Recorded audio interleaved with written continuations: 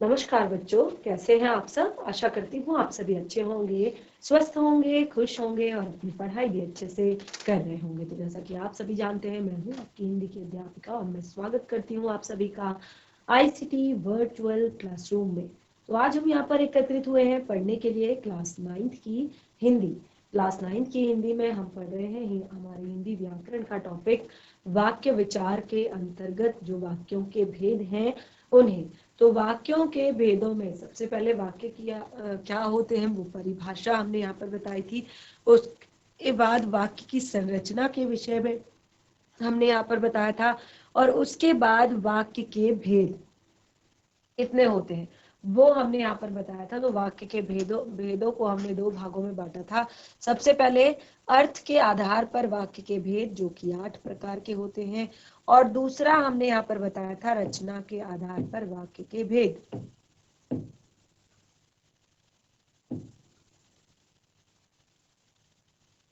जो कि 3 प्रकार के होते हैं। तो देखिए यहाँ पे हमने पहले अर्थ के आधार पर यहाँ पर वाक्य के जो भेद हैं उनको हमने डिस्कस कर लिया था अपने लास्ट सेशन में। काफी कुछ चीजें हमने इस पर डिस्कस कर ली थी। अर्थ के आधार पर हमने यहाँ पर वाक्यों के 8 भेद जो है वो डिस्कस किए थे, जिनमें सबसे पहला विधानवाचक, दूसरा आपका निषेधवाचक, तीसरा संदेहवाचक, चौथा इच्छावाचक, पांचवा प्रश्नवाचक और छठा संकेतवाचक, आज्ञावाचक और विस्मयादि बोधक। तो सभी जितने भी यहाँ पर 8 भेद हैं, आठों को हमने यहाँ पर एक बार डिस्कस कर लिया था। सबके एक एक एग्जाम्पल भी हमने लिख लिए थे। विधानवाचक वाक्य क्या होता है? विधानवाचक वाक्य, तो विधानवाचक वाक्य में हमने लिखा कि जिन वाक्यों में क्रिया को करने या होने का सामान्य कथन होता है, यानी कि जिन वाक्यों में क्रिया के करने या होने का सामान्य कथन होता है, जिसमें क्रिया सामान्य रूप से हो रही होती है, उसे कहते हैं विधानवाचक वाक्य। तो जिसमें हमने उदाहरण लिखा था, वह प्रतिदिन व्यायाम करता है, वह प्रतिदिन व्यायाम करता है। ठीक है, तो हमने यहाँ पर वह प्रतिदिन व्यायाम करता है जो हमारा एक वाक्य है, ये बिल्कुल किस तरह का वाक्य है? ये विधानवाचक वाक्य है, यानी कि यहाँ पर क्रिया का सामान्य कथन है। क्रिया यानी कि क्रिया में सामान्य कथन है। उसके बाद दूसरा आता है हमारा निषेधवाचक। नाम से ही हमें पता चल जाता है कि वाक्य में नहीं शब्द का प्रयोग किया जा रहा है, क्योंकि इसे निषेधवाचक वाक्य कहा है। निषेधवाचक, तो देखिए जिन वाक्यों में क्रिया के नहीं होने या नहीं करने का बोध कराया जाता है, जैसे मेधावी छात्र परीक्षा में नकल नहीं करते, मेधावी छात्र परीक्षा में नकल नहीं करते, ये आपके निषेधार्थक। उसके बाद आता है आपका संदेहवाचक वाक्य।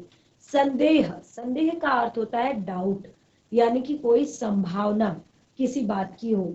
तो जिन वाक्यों में संदेह या संभावना का बोध हो उन्हें संदेहवाचक वाक्य कहा जाता है, यानी कि जिनमें संदेह या संभावना का बोध होता है उन्हें संदेहवाचक वाक्य कहा जाता है।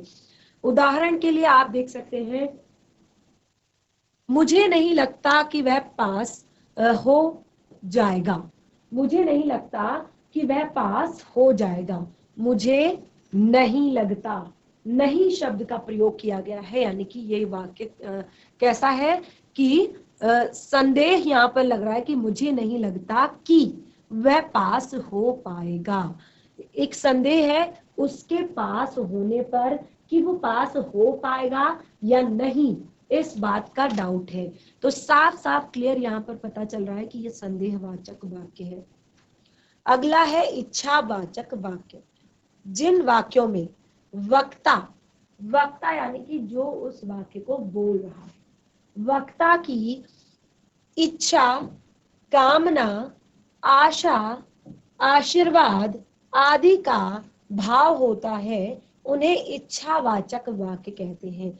यानी कि जो भी उस बात को कह रहा है, जो भी उस वाक्य को कह रहा है वो वक्ता है, और उसकी इच्छा, कामना, आशा, आशीर्वाद का जो भाव उसमें प्रकट हो रहा है उसको कहा है इच्छावाचक वाक्य। इसके भी एग्जाम्पल लिखे थे।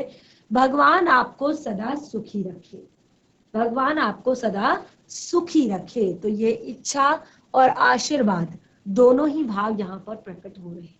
अगला है, जिन वाक्यों में किसी प्रकार का कोई प्रश्न पूछे जाने का बोध हो उसे प्रश्नवाचक वाक्य कहा जाता है। ठीक है, जैसे क्या तुम विद्यालय जा रहे हो, क्या तुम विद्यालय जा रहे हो। तो यहाँ पर देखिए प्रश्नवाचक चिन्ह भी हमने लगाया है। कोई भी जो प्रश्न पूछे जाने का जहां पर बोध होता है तो उसमें क्या शब्द, कौन शब्द, किसे शब्द, कैसा आदि शब्द लगाए जाते हैं और साथ ही प्रश्नवाचक चिन्ह का प्रयोग भी किया जाता है और उसको प्रश्नवाचक जो है आपका वाक्य कहते हैं। अगला है हमारा संकेतवाचक वाक्य। संकेतवाचक यानी कि एक जो बात हम कह रहे हैं वो दूसरी बात पर डिपेंड करती है, दूसरी बात की ओर संकेत करती है। जैसे जिस वाक्य में एक क्रिया का होना दूसरी क्रिया पर निर्भर करता है, एक क्रिया का होना। ठीक है, जैसे एग्जाम्पल देखिए, तुम परिश्रम करते तो अवश्य सफल होते, तुम परिश्रम करते तो अवश्य सफल होते। तो यहाँ पर सफल होना किस बात पे डिपेंड करता है, परिश्रम करने की ओर संकेत कर रहा है या मेहनत करने की ओर संकेत कर रहा है, क्या, पास होना। ठीक है, उसके बाद आता है आज्ञावाचक वाक्य।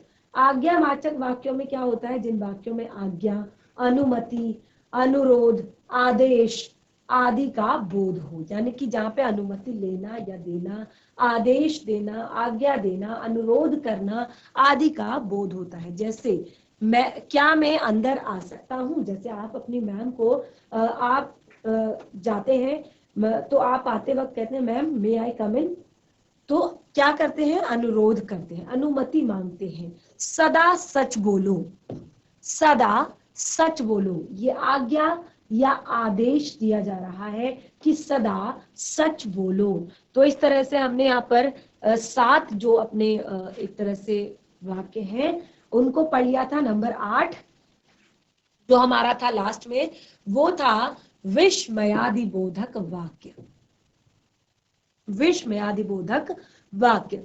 तो जिन वाक्यों में विस्मय, विस्मय का अर्थ जो है आप देख सकते हैं आश्चर्य। विस्मय का क्या अर्थ होता है, विस्मय का अर्थ होता है आश्चर्य। तो आश्चर्य, शोक, दुख, घृणा आदि का भाव प्रकट होता है, उसे विस्मयादिबोधक कहते हैं। जैसे आह कितना सुंदर उपवन है, आहा कितना सुंदर उपवन है, छी कितनी गंदी, कितनी बदबू है।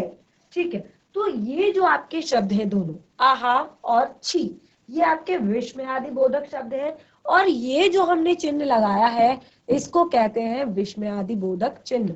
देखिए इस टॉपिक को भी हम एक बार यहाँ पर डिस्कस करेंगे जिसका नाम है विराम चिन्ह।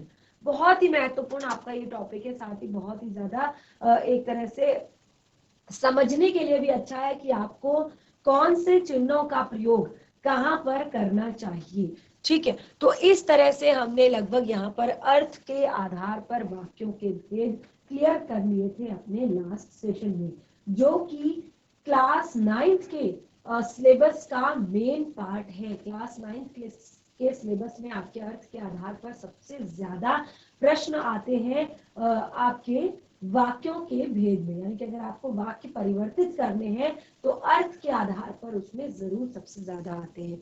अब हमने यहाँ पर दूसरा पॉइंट जो लिया था वो हमारा था रचना के आधार पर। दूसरा पॉइंट था रचना के आधार पर। पहला अर्थ के आधार पर हमने क्लियर कर लिया, हमने 8 भेद यहाँ पर डिस्कस कर लिए। अब है रचना के आधार पर, तो हम रचना के आधार पर अपने वाक्यों को स्टार्ट करते हैं। तो बिल्कुल आप न्यू पेज से स्टार्ट कर सकते हैं, हेडिंग डाल सकते हैं रचना के आधार पर, आधार पर वाक्य भेद। रचना के आधार पर वाक्य भेद। तो रचना के आधार पर जो वाक्य होते हैं उनके 3 भेद बताए गए हैं। रचना के आधार पर वाक्यों के कितने भेद होते हैं? 3 भेद होते हैं। कौन कौन से 3 भेद होते हैं? चलिए नोट डाउन कर लीजिए। नंबर 1, सरल वाक्य। नंबर 2, संयुक्त वाक्य।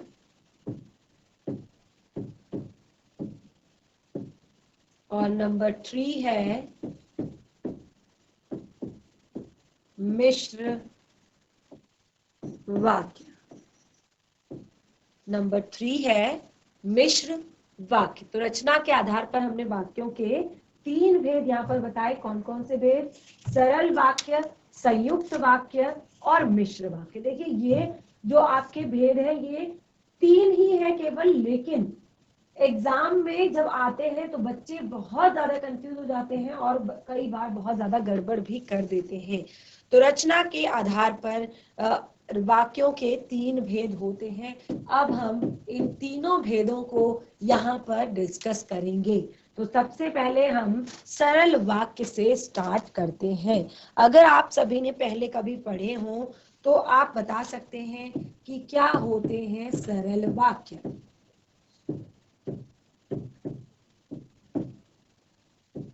सरल वाक्य, देखिए सरल वाक्य जो है वो आपने जब वाक्य हमने पढ़े थे, जब हमने वाक्य पढ़े थे तो वाक्यों में जब हमने वाक्य पढ़े तो वाक्य में जो आपके शुरुआत में वाक्य क्या होते हैं, तो वाक्य में हमने पढ़ा था कि जो सरल वाक्य होते हैं उसमें एक तरह से जो सामान्य वाक्य जो होता है उसमें क्या होता है, एक उद्देश्य होता है और एक विधेय होता है।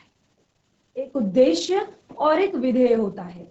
उसके बाद हमने वाक्य के अंग में उद्देश्य और विधेय पढ़ा था। और दूसरा हमने कहा था कि प्रधान वाक्य क्या होते हैं। ये सारी चीजें हम डिस्कस कर चुके हैं अपने वाक्य विचार टॉपिक में। जब हमने वाक्य विचार टॉपिक पढ़ा था तो उसमें हमने पढ़ा था कि प्रधान वाक्य क्या होता है, प्रधान उपवाक्य क्या होता है और आपका उद्देश्य क्या होता है, विधेय क्या होता है।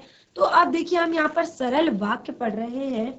तो सरल वाक्य के लिए जो आपका सरल वाक्य होता है, देखिए नाम से ही आपको पता चल रहा है, तो आप इसमें लिखेंगे जिसमें एक उद्देश्य,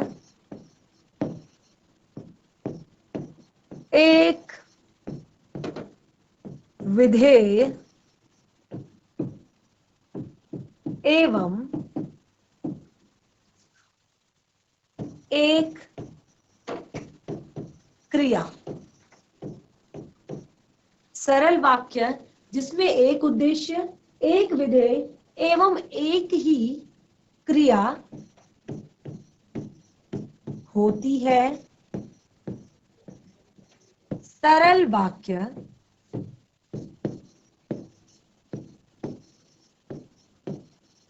कहलाते हैं। अब देखिए क्या होता है उद्देश्य और क्या होता है विधेय, ये हम पहले क्लियर कर चुके हैं। उद्देश्य यानी कि जिसके बारे में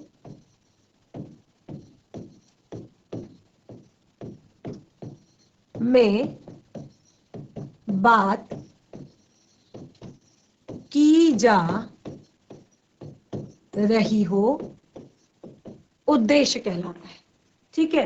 विधेय जो बात की जा रही हो, विधेय कहलाता है।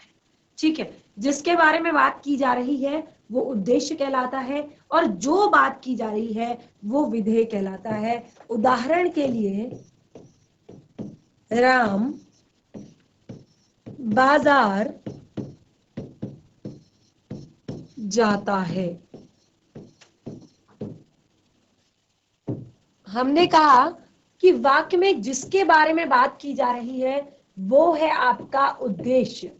जिसके बारे में बात की जा रही है वो है आपका उद्देश्य, और जो बात की जा रही है वो है आपका विधेय। ठीक है, यहाँ पर राम बाजार जाता है तो राम आपका उद्देश्य है और बाजार जाता है शब्द आपका विधेय है। यानी कि वाक्य में एक उद्देश्य, एक विधेय एवं एक ही क्रिया होती है, उसे सरल वाक्य कहते हैं। जैसे कि हमने यहाँ पर लिख दिया कि राम बाजार जाता है, राम आपका उद्देश्य है, बाजार जाता है आपका विधेय है। ठीक है, तो अब हमने कहा कोई भी ऐसा वाक्य, और क्रिया तो आपको पता ही है, जैसे जा रही है या जा रही हो, या कोई भी जो बात होती है, ठीक है, उसको हम कहते हैं क्रिया। जो भी काम हो रहा है वो क्रिया कहलाता है। चलिए एग्जाम्पल ले लेते हैं सरल वाक्य का। सरल वाक्य के एग्जाम्पल में जैसे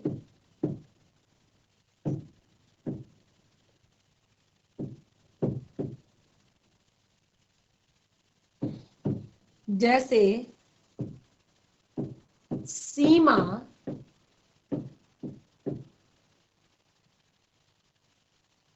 सीमा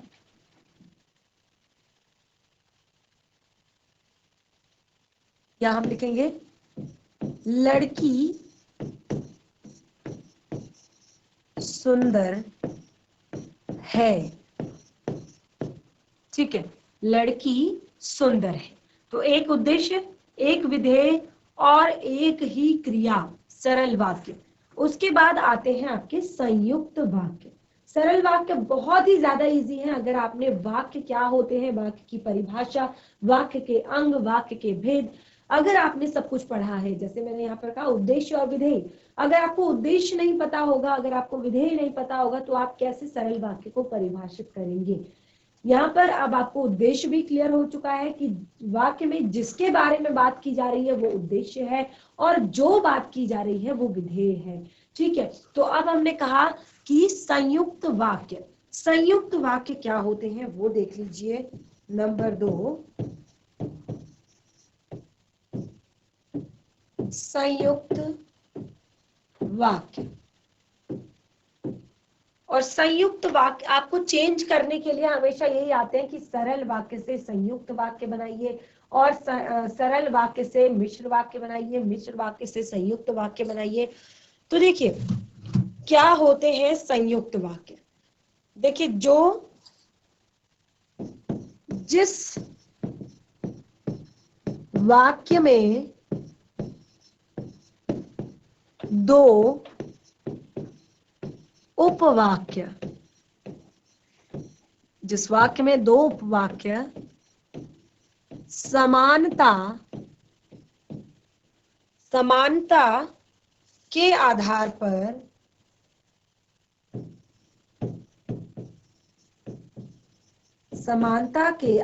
पर ध्यान पूर्वक पढ़िएगा, जिस वाक्य में समानता के आधार पर जो उपवाक्य होते हैं, वो दो उपवाक्य समानता के आधार पर समुच्चय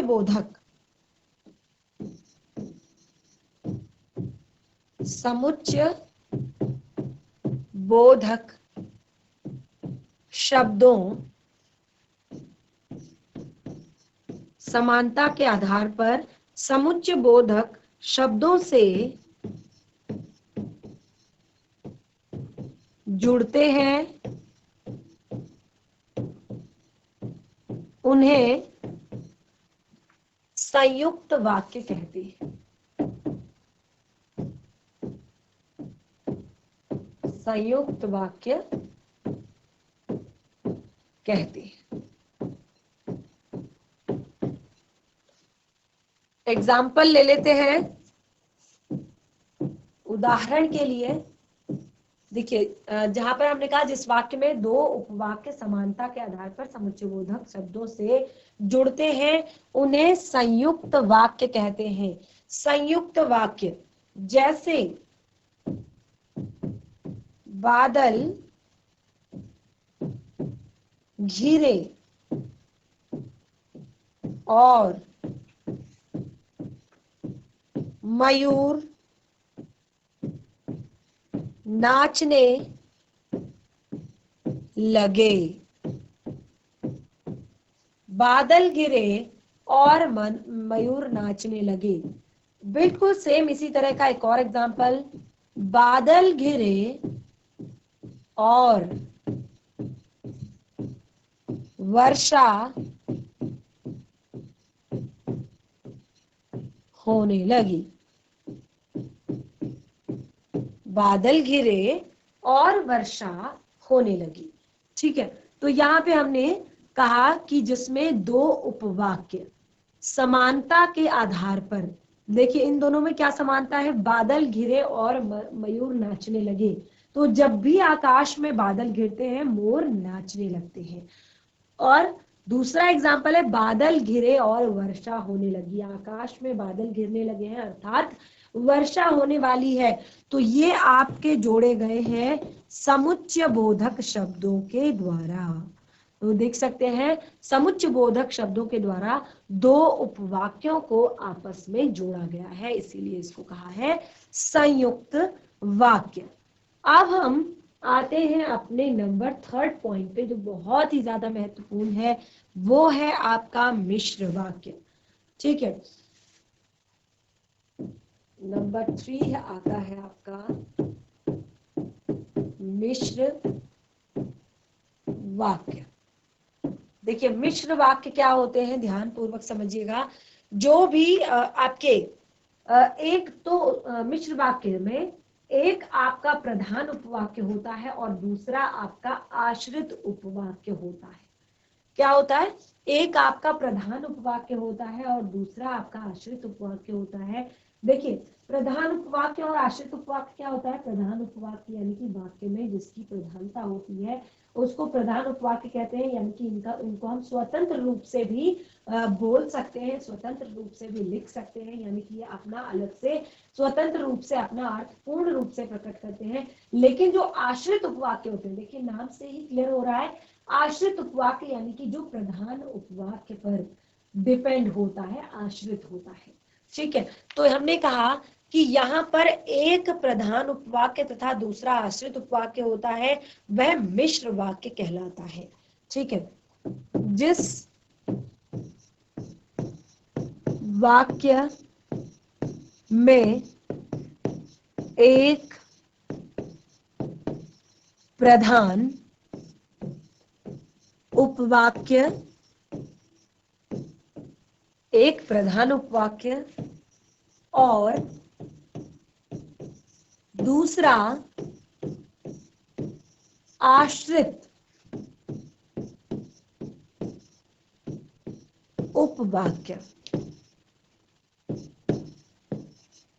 उपवाक्य हो, मिश्र वाक्य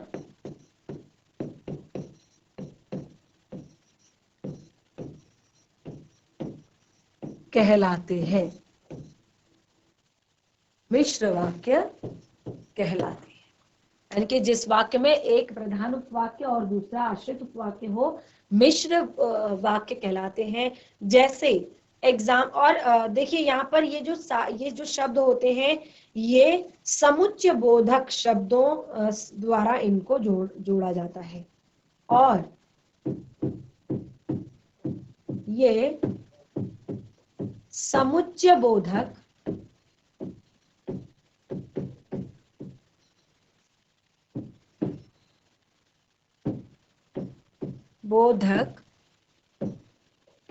शब्दों द्वारा जुड़े होते हैं। ठीक है, ये समुच्चय बोधक शब्दों द्वारा जुड़े होते हैं। एग्जाम्पल ले लेते हैं,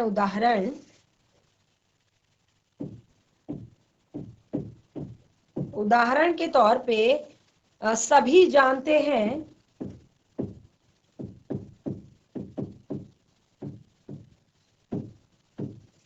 हैं कि तुम अच्छे विद्यार्थी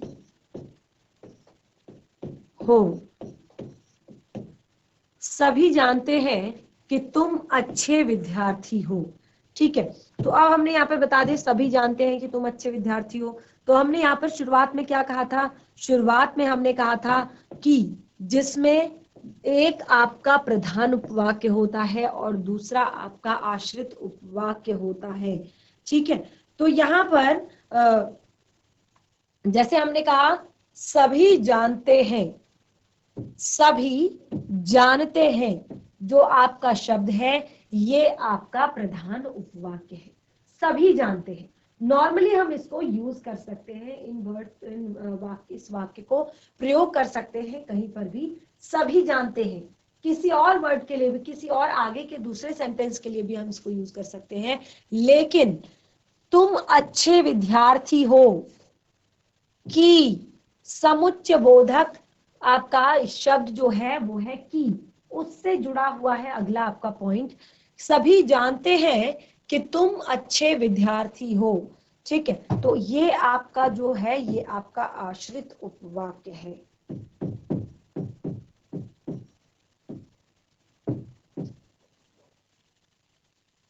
ये आपका प्रधान उपवाक्य है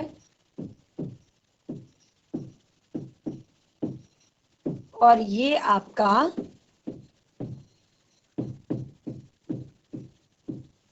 आश्रित उपवाक्य। ठीक है, सभी जानते हैं कि तुम अच्छे विद्यार्थी हो। देखिए तीन अब हमने यहाँ पर चीजें पढ़ी, सरल वाक्य, संयुक्त वाक्य, मिश्र वाक्य। सबसे पहले हम सरल वाक्य को एक बार देखेंगे। सरल वाक्य में हमने कहा कि जिसमें एक उद्देश्य होता है, एक विधेय होता है और साथ ही एक ही क्रिया होती है। जैसे राम बाजार जाता है, राम बाजार जाता है जो आपका शब्द है, इसमें आपका राम जो है उद्देश्य है और बाजार जाता है जो है बाजार जाना, यानी कि इसके बाद का जो पूरा सेंटेंस है वो आपका विधेय है। लेकिन अगर आप ध्यान पूर्वक देखें तो बाजार जाना क्रिया है। ठीक है, तो एक उद्देश्य, एक विधेय और एक क्रिया जिसमें होती है वो आपके सरल वाक्य होते हैं, सरल वाक्य कहलाते हैं। नंबर 2, संयुक्त वाक्य। संयुक्त वाक्य में हमने कहा कि जिस वाक्य में दो उपवाक्य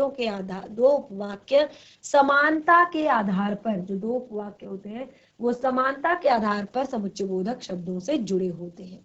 जैसे बादल घिरे और वर्षा होने लगी, बादल घिरे और मयूर नाचने लगे। अगला हमने यहाँ पर पढ़ा मिश्र वाक्य, जिसमें हमने कहा जो आपका एक प्रधान उपवाक्य होता है और एक आश्रित उपवाक्य होता है और ये समुच्चय बोधक शब्दों द्वारा जुड़े होते हैं। समुच्चय बोधक शब्द होते हैं जैसे कि की और आदि।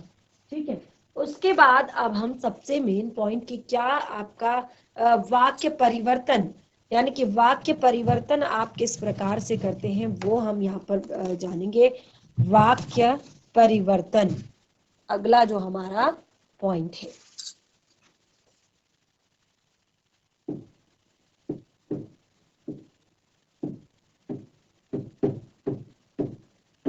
वाक्य परिवर्तन,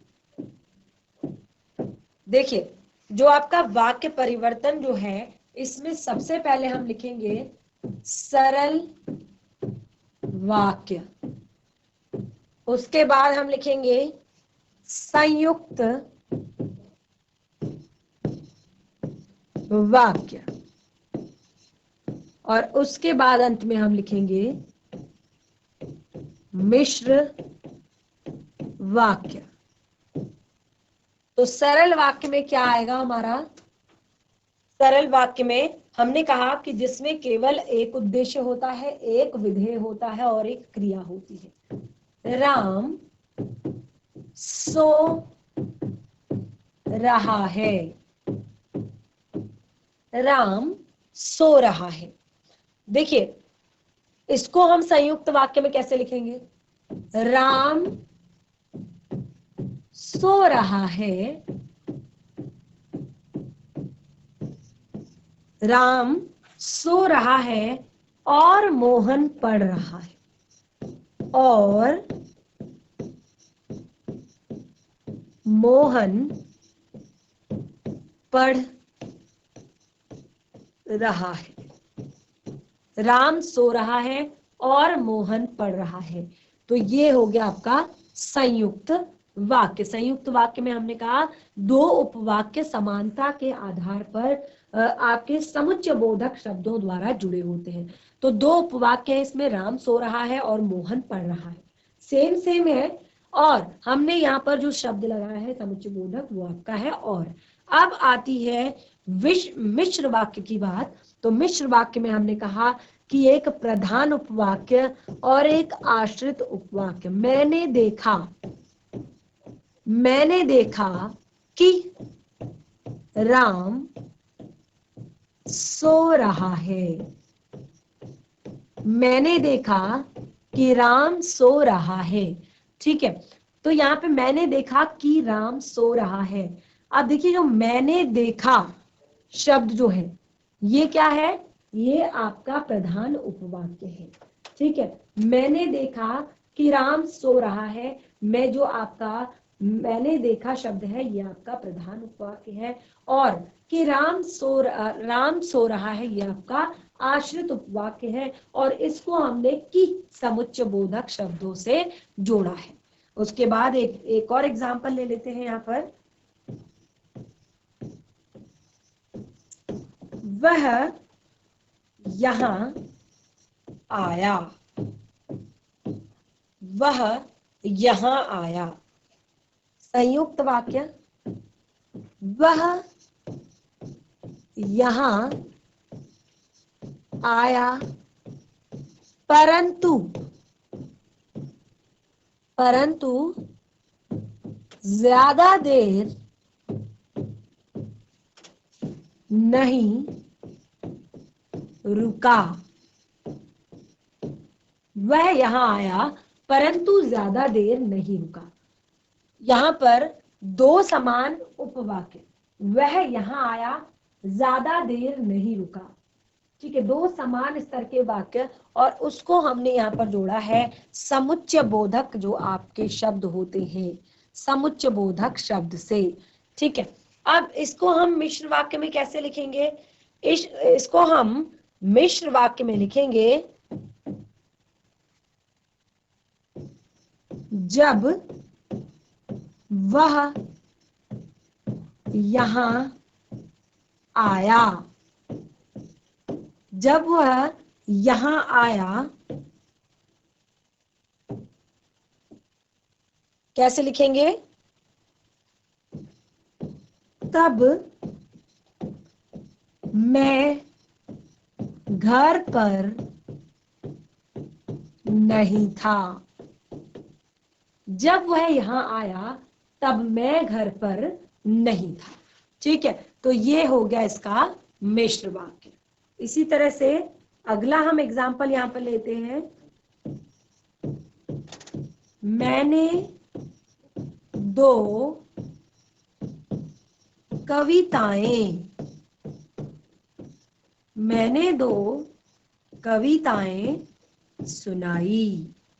ठीक है, मैंने दो कविताएं सुनाई, यह आपका बिल्कुल सरल वाक्य है और इसको आपने संयुक्त वाक्य में बदलना है। मैंने दो कविताएं सुनाई परंतु वह बैठा रहा। मैंने दो कविताएं सुनाई परंतु वह बैठा रहा। ठीक है, अब इसी को मिश्र वाक्य, मैंने दो कविताएं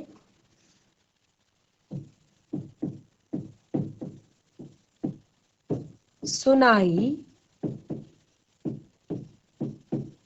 जिन पर लोग हंसे।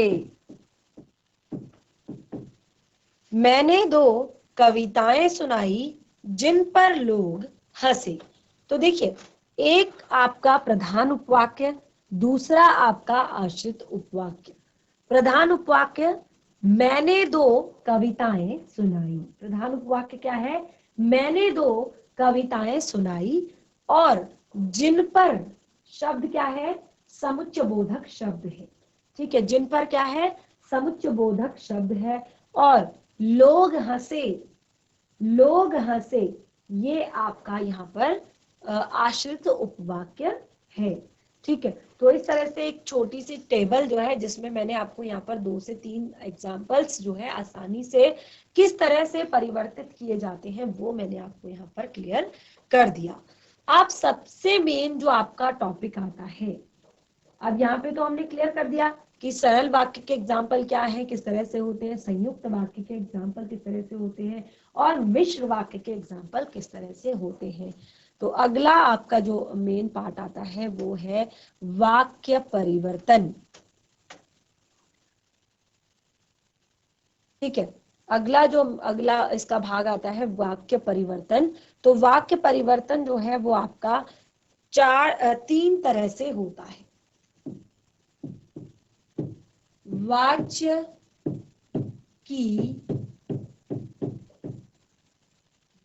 की दृष्टि से, दूसरा आपका आता है अर्थ की दृष्टि से,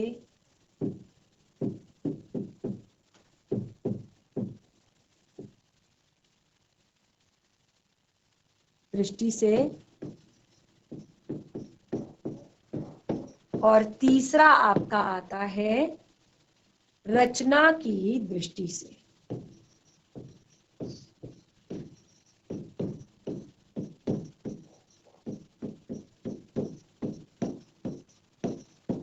ठीक है, कैसे कैसे आपका आता है यहाँ पे? जो आपका वाच्य परिवर्तन है वो किस किस तरह से होता है? वाच्य परिवर्तन आपका होता है सबसे पहले आपका वाच्य की दृष्टि से, दूसरा आपका होता है अर्थ की दृष्टि से, तीसरा आपका होता है रचना की दृष्टि से। और जिसमें आपका अर्थ की दृष्टि से जो वाच्य परिवर्तन है, अर्थ की दृष्टि से, वो आपका सबसे ज्यादा महत्वपूर्ण है क्लास 9th में। क्लास 9th में आपका अर्थ की दृष्टि से जो वाक्य परिवर्तन है वो सबसे ज्यादा मेन है। वाच्य की दृष्टि से क्लास 10th में आप पढ़ते हैं कि वाच्य की दृष्टि से आप किसी भी वाक्य को कैसे परिवर्तित करते हैं। अर्थ की दृष्टि से आपके क्लास 9th का टॉपिक है। तो अब हम अपने जो हमारा नेक्स्ट सेशन होगा उसमें हम स्टार्ट करेंगे अर्थ की दृष्टि से वाच्य परिवर्तन, वाक्य परिवर्तन। देखिए, जो वाच्य की दृष्टि से है वो पूरा अलग से टॉपिक है, फिर भी हम एक बार यहाँ पर डिस्कस करेंगे। और उसके बाद जो मेन आपका क्लास 9th में जो आपका आता है अर्थ की दृष्टि से वाक्य परिवर्तन, उसको हम डिस्कस करने वाले हैं। तो अभी पिछले 2 सेशंस में हमने वाक्यों से संबंधित जितनी भी बातें पढ़ी हैं उनको घर पर एक बार जरूर रिवाइज करें, क्योंकि जब भी आप वाक्य परिवर्तन करेंगे तो जितने नियम हमने अभी तक पढ़े हैं वो सारे नियम आपको पढ़ने होंगे, यहाँ पर एक तरह से समझने होंगे और सॉल्व करने होंगे। तो बिल्कुल आज का सेशन हमारा यहीं पे समाप्त होता है। हम मिलेंगे हमारे नेक्स्ट सेशन में, तब तक के लिए धन्यवाद। आपका दिन शुभ हो।